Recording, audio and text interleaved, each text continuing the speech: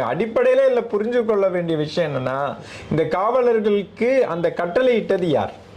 இந்த காவல் அந்த நிச்சயமா வந்துட்டு நீதிபதிகள் கூட இதை வந்துட்டு குறிப்பா சொல்லியிருந்தாங்க. we can understand that ஒரு காவலாளி வந்து எங்கேயோ போய் இது மாதிரி ஒரு தனிப்பட்ட முறையில ஒரு தவறு இழைக்கிறார் என்றால் அதை அண்டர்ஸ்டாண்ட் பண்ணி, ஆனா ஒரு குழு போய் செய்துனா நிச்சயமா அவர்களுக்கு வந்து மேலிடத்துல இருந்து உத்தரவு வராம இது போன்ற ஒரு நிகழ்வை நடத்தியிருக்க வாய்ப்பே கிடையாது. நிச்சயமா சொல்லலாம் இது போன்ற அப்ப எங்கே இருந்தோ வந்த ஒரு அழுத்தத்தின் காரணமா தான் இந்த அந்த குறிப்பிட்ட அந்த 5 காவலாளர்கள் செயல்பட்டு இருக்கிறாங்க. சோ நம்மளோட விஷயம் என்னன்னா, இது போன்ற டைரக்ஷனை அவங்களுக்கு கொடுத்தது யார்? அதுதான் ப்ரோவ் பண்ணணும். இப்ப வந்து இதுல மிகப்பெரிய என்ன இருக்குன்னா, அந்த இந்த 5 காவலாளர்கள் மட்டும்தான் முன்னிலைப்படுத்தப்படுறாங்க. அவர்கள் ஆனா அதற்கு பின்புலமாக இருந்து செயல்பட்டது யார்?